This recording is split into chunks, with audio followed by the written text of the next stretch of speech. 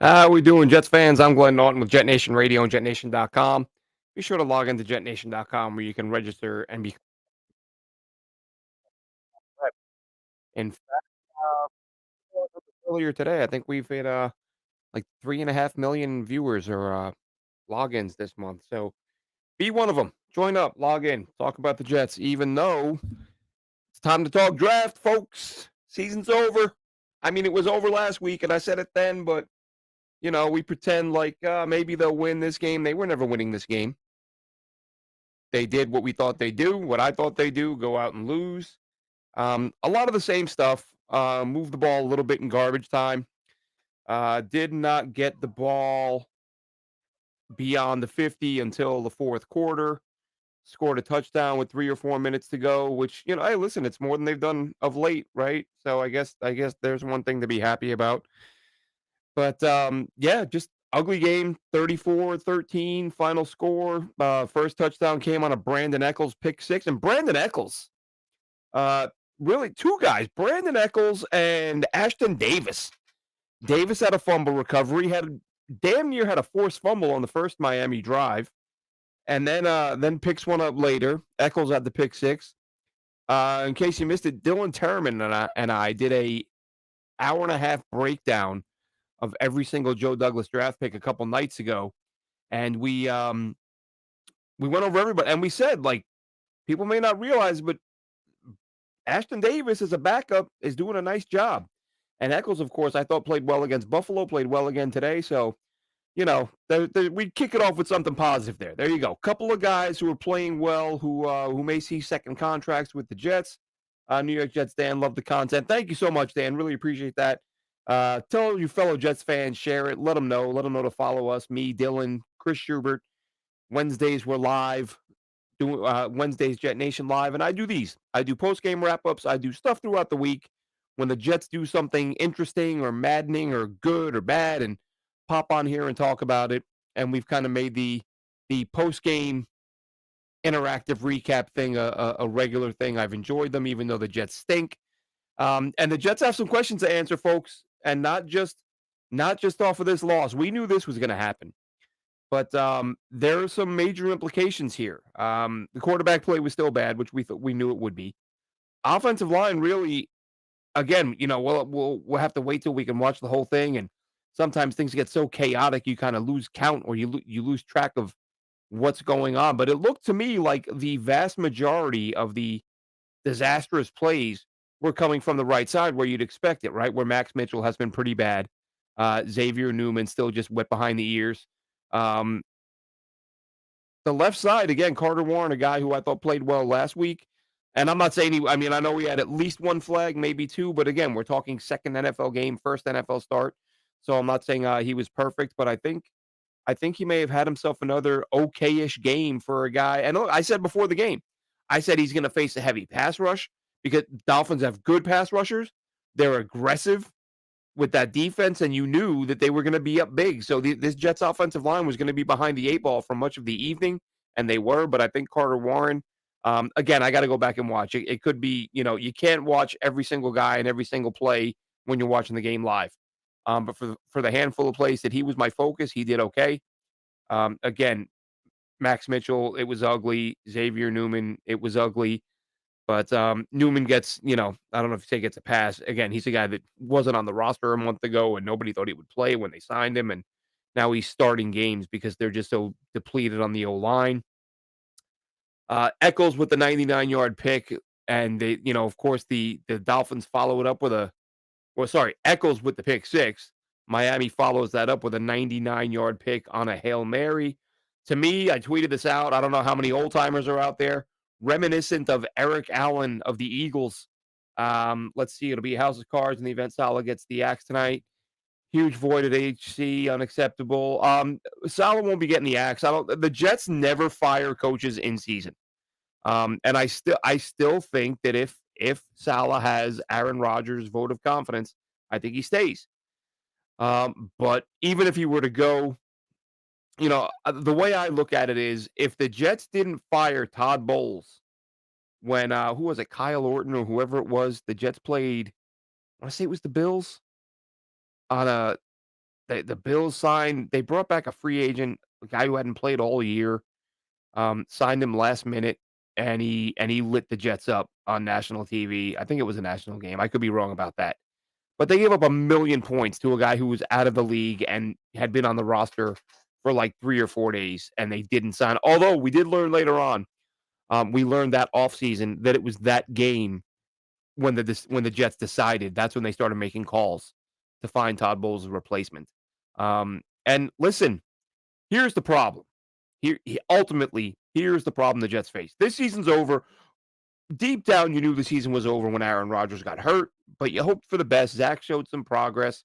You hoped it would be enough. You hoped they would continue to progress, and they'd make a push for the playoffs. But deep down, you knew like it's going to take a miracle for this team to make the postseason. Um, but here, so but here's the biggest problem is that, and I mentioned this a couple shows ago.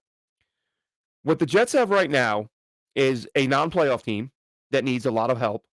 But let's be honest. Look, they'll add offensive linemen through the draft. They'll probably look to add some during free agency. Let's say hypothetically you fix the O-line, you get Aaron Rodgers back, and you add a receiver. You can be competitive next year. You really can. It's that close to being competitive. However, you don't know what you're getting with Aaron Rodgers. He's coming off a ruptured Achilles. You don't know what he's going to give you next year. You don't know if he's going to give you anything the year after that. He may retire. And if he retires and you don't use this year's first round pick on a quarterback, where you're going to be picking probably in the top 5 or 6 in a deep quarterback class, if you don't take one this year and Rodgers plays next year and wins you enough games to have you picking in the mid-20s, I mean, hell, I'm not even going to get into whether or not they win the Super Bowl. Let's just say Rodgers has you picking in the 20s, then you're not in position to get a quarterback the following year. Like, this is your shot to draft a guy early and have him, as Zach was supposed to. Hopefully, you have a guy learn behind Rodgers, and he's your quarterback moving forward. But it feels like they're going to do what Rodgers wants, which will be to draft a playmaker or a blocker, somebody up front. Dan says it's an embarrassment. What he couldn't run away from. He raised ticket prices last month, wanted payment. Now the season's unraveled. Glad you mentioned that, Dan, because that was one of the other situations I was going to mention. I tweeted it out earlier, or I retweeted Scott Mason of Play Like a Jet because he's 100% right, and he and I had this conversation, I believe, off the air a couple of weeks ago, saying the Jets need to protect Aaron Rodgers from himself. Like, once this season is clearly over, there is no need for him to suit up and get on the field. So if the Jets are, if Aaron Rodgers is entertaining the notion of coming back on a lost season, the Jets really should be stepping in and saying, no, this isn't worth it. The year's over. Get even healthier than you are now. Spend this offseason doing what you can. Don't worry about coming back this year. That's what the Jets should be saying. But there is that part of me that wonders if ownership is thinking exactly what Dan just said. Man, we just raised ticket prices. We really would like to show something. Give the fans a little taste. Give them 2 games of Aaron Rodgers. Even if you lose both, if you score, if you put up, God forbid, 24 points, which seems impossible for this offense to do. Even when they scored 31 this year, they needed a defensive touchdown to get there. But if the Jets decide, we want to play Rodgers the last 2 weeks of the season to give the fans a taste, it would be dumb, it would be short-sighted, it would be reckless, it would be irresponsible, but it's something the Jets might do. Because again, you're terrible, you've been terrible for 13 years, you just raised ticket prices despite being terrible because Aaron Rodgers, the promise of Aaron Rodgers. So with him having missed it, let's see, Dan says this team's trash, fire everyone, can't trust JD and Sal anymore. Rodgers can take a hike too if he doesn't like it. Couple of interesting things in there, Dan. I would say, and I'm still not all out on JD. And the reason being, he's done some good things and some bad things. Like, maybe he learns from his mistakes. Like, not everything he's now, like, this offseason was his worst one. And I think a lot of that is down to the fact that he signed a lot of guys Aaron Rodgers wanted. He used up 5 roster spots and 25-30 million in cap space on Aaron Rodgers guys. If it's not Aaron Rodgers, I am 100% sure that if they had not signed Aaron Rodgers, they would not have signed Turner, they would not have signed Cobb, they maybe Lazard, maybe, but not Boyle wouldn't be here. All these guys, they wouldn't be here. They're here for Aaron Rodgers. So I don't hold the off the and a lot of the other guys they signed this offseason are they're depth pieces. It's not like he signed a bunch of starters that bombed. You signed Adrian Amos and Wes Schweitzer and Al Woods, like who did their job in their role. Um, the biggest busts are the guys they brought in for Rodgers. Um, and Joe Douglas, as I said, and watch it if you get a chance. It's long, it's about an hour and a half, but me and Dylan went through pick by pick every single Joe Douglas draft pick the other day. And it's I think the results, if you listen to it with a fair mind, the results are about average. And that's not including the most recent class, which I think is I think they're gonna get 3 to 4 starters out of there, or 3 to 4 solid contributors. I think Will McDonald's going to be a monster. I think Tippmann's going to be a long-term starter. I think Carter Warren can be a starter, and I think Izzy Abanikanda can be a difference maker if you give him the opportunity. So Joe Douglas, at worst right now, he's about average in terms of drafting players. Free agency hasn't gone great. I mean, it looks like the Jets pro personnel department needs a little bit of work, whereas the college scouting department is doing a nice job. Why is Woody so cheap, not getting us grass? Nobody's doing it. I don't do any teams have grass anymore? I don't know. I don't think they do. It's every owner. I mean, the cost of maintenance must be unbelievable if every owner has gotten on board and just said, "You know what? Let's put in the fake stuff that blows out everybody's knees and ankles and all that stuff." It's nuts. I think we can beat Atlanta and Houston if Rodgers comes back. I think they can. But at that point, it's almost like, is it worth it? Just take the damn. Would you rather have the fifth pick in a lost season or the 11th pick in a lost season? But we do need to see the kids develop. Jason Brownlee, some targets tonight. Hey, you notice what Jason Brownlee does and Alan Lazard doesn't? He catches the football. Let's get some more Jason Brownlee, please. Rodgers is the reason no one will get fired. That's exactly, Lewis. That's kind of my thought. The one thing though, and I'm not saying this is the case, but I had the thought the other day that, and I've said it a million times, Lewis, you just said it. We've all, a lot of us have said these guys aren't going anywhere because Rodgers, when he came on board, said these are the guys who he wanted to work with.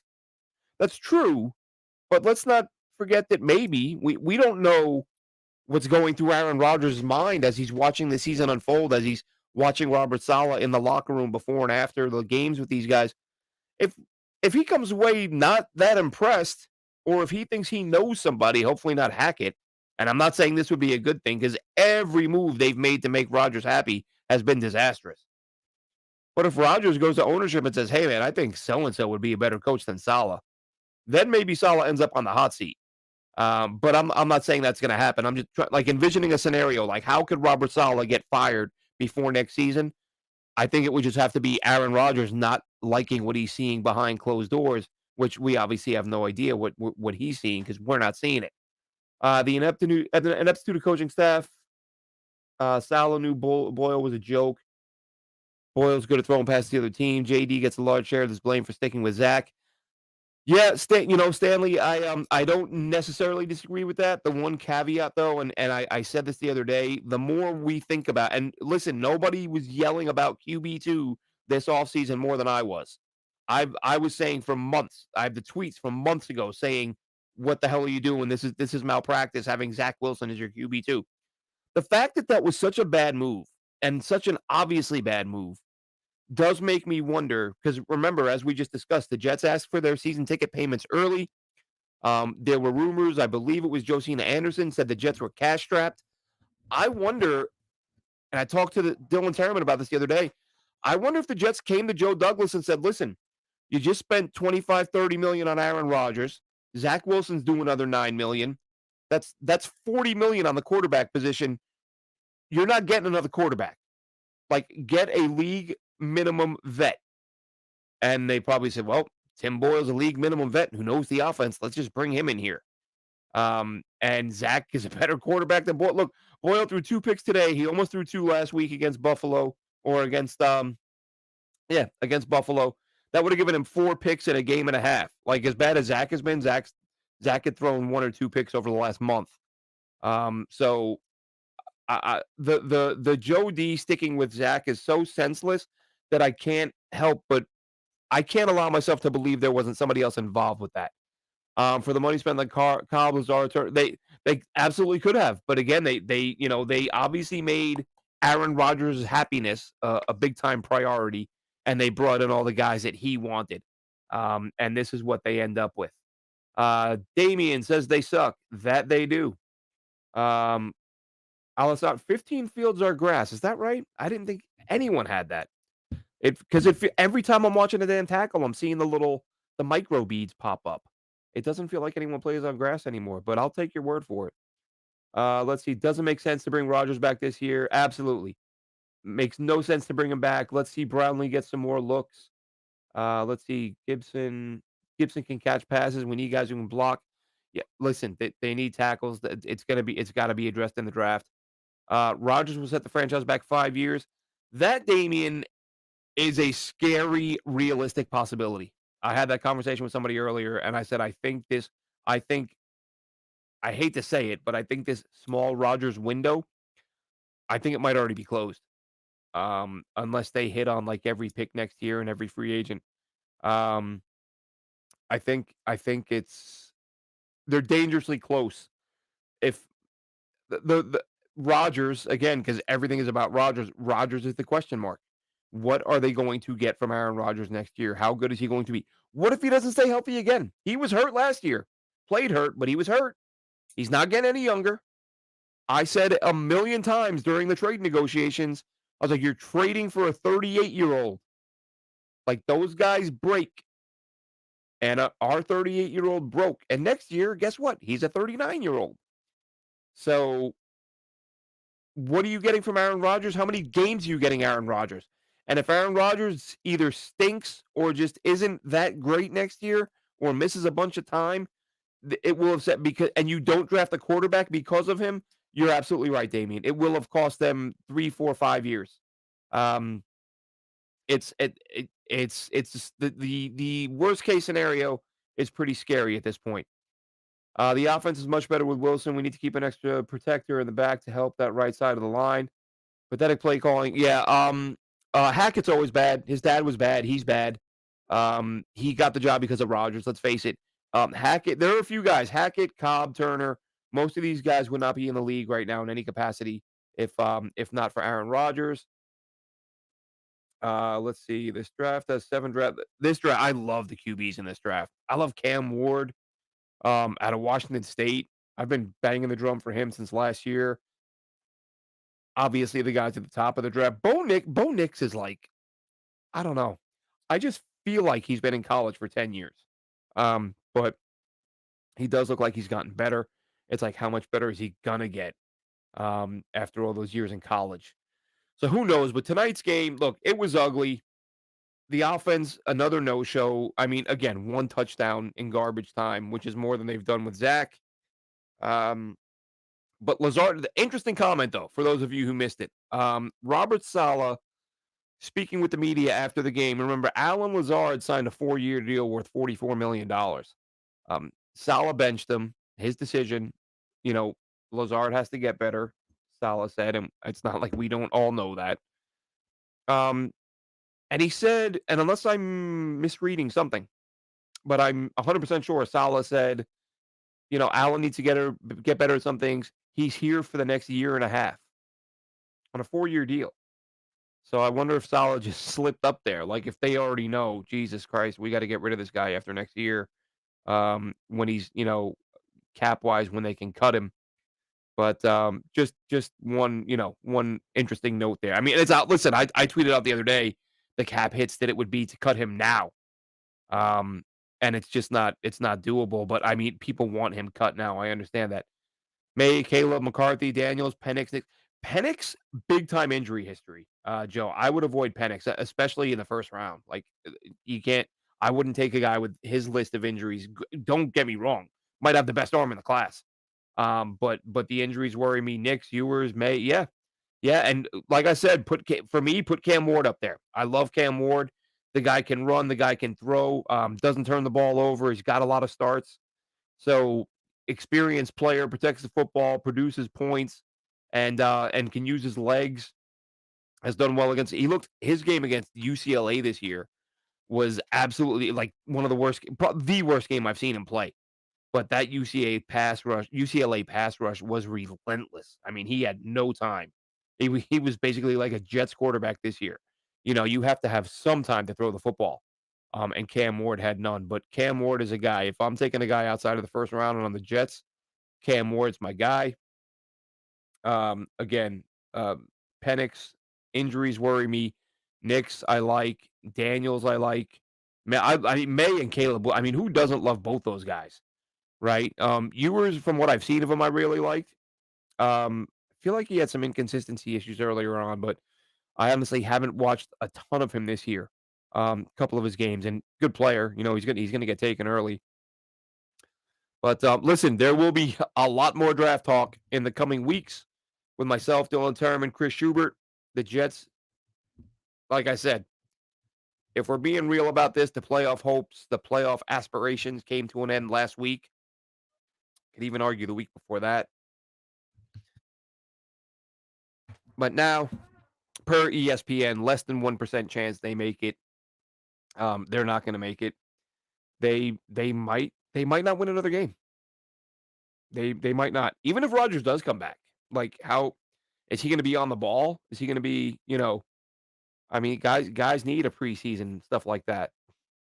Um, and he'll have been inactive for how long? I know he supposedly wants to start practicing December 2nd. We'll see what happens there. But as of right now, Jets are 4-7. Playoff hopes dashed, over, done with. Rodgers wants to come back. Jets need to tell him not to. Boyle wasn't good. Saleh said he'll look at the tape and decide. He was asked about Simeon. He said he wasn't gonna. He said I'm not at that point yet. He wasn't gonna comment. Let's see. How does Douglas have a 39-year-old tackle who was injured in garbage last year and Rodgers blindside? I don't want to hear about injuries. He had 4 years to fix free agency, trades, and draft.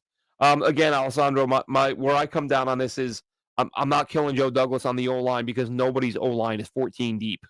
The Jets started their 14th different offensive lineman today. It's week 11. They're starting more different linemen than games they've played. AVT, in my opinion, was the backup plan at tackle. I think they knew that an injury to Dwayne Brown could happen, and if it did, AVT would step in. Then they both get injured. And Turner, I think Turner would have been a better player in his spot if not for the fact that Rodgers and Hackett wanted him. So again, to the way this season, how much different would this season be? Right? Listen, everyone wants Joe Douglas fired, but if you don't get Aaron Rodgers injured 4 plays into the season, and AVT stays healthy, and Dwayne Brown, even if he's better than Turner is, he's a better option than him, then you've got a quarterback who can make plays and a defense who has to respect that. And all of a sudden your running back has running room. And all of a sudden your defense has something to play for. And this team is in my mind, coasting into the playoffs. Done a poor job with free agency. Again, I think I think Joe Tippmann's a good player. I think Mekhi Becton is a good player. I think Elijah Vera Tucker is a good player. Like, I think he's drafted, and I think Carter Warren's going to be a good player. So I think he's drafted a lot of guys who are starter quality, who are high-level starter quality, but they can't just stay on the damn field. And I don't know. I know some people blame GMs for that. I don't know how you get to that place. Again, if these are guys who had lengthy, significant, noteworthy injury histories before they were drafted, absolutely blame it on the GM. Say, what the hell are you doing drafting these guys who were hurt all the time and now they're hurt for us? You drafted very talented players who were rarely, if ever, I mean, AVT, Becton, they never had significant injury histories in college. So you drafted healthy, highly talented guys who got hurt because that's what Chuck Clark never missed a snap in his life. Then he doesn't even make it to opening day for the Jets. Aaron Rodgers, even though he was dinged up last year, Mr. Durability, he pops an Achilles and he's out for the year.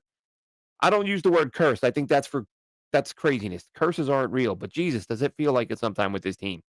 So yeah, free agency hasn't been great. Again, this is probably his worst free agency class. And in terms of, like I said, the big money guys, I mean, really, it was the big Lazard was the biggest money guy.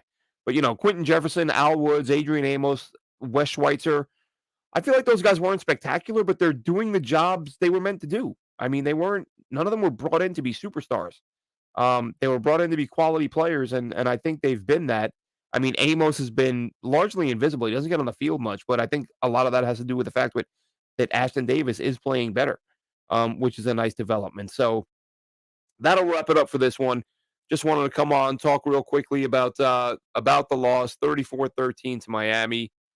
What it means for Aaron Rodgers. Hopefully, it means they shut him down. What it means for the future. It's gonna be an ugly few years, folks. This could be an ugly few years. Yeah. We'll have this and a lot more Wednesday night, Jet Nation Live. Be sure to check it out. Myself, Chris Schubert, Dylan Terriman, and be sure to check out, like I said, when you've decompressed and had a drink or two, um, go to the Jet Nation YouTube channel. Give it a follow. First of all, give me a follow at JNRadio_Glenn. Um, and check out the recent episode, myself, Dylan Terriman, going over every single Joe Douglas draft pick. We talk before we start breaking down the picks. We go over the numbers. There was a breakdown that was done over the last 20 years. I forget what it was, but I do cite it in the video. Um, what percentage of players over the past 20 years have been completely worthless? Who's been bad? Who's been good? What percentages? And Joe Douglas falls right around average. And as I said, I think that with this year's class, I think if these guys play as well as I expect them to, I think that'll put him above average in terms of drafting. Free agency again has been a different story, but check it out. Check us out Wednesday night live. We'll catch you then, and we'll break this down some more, folks. It's ugly and it hurts, and we've been here before. Have a good one, Jets fans.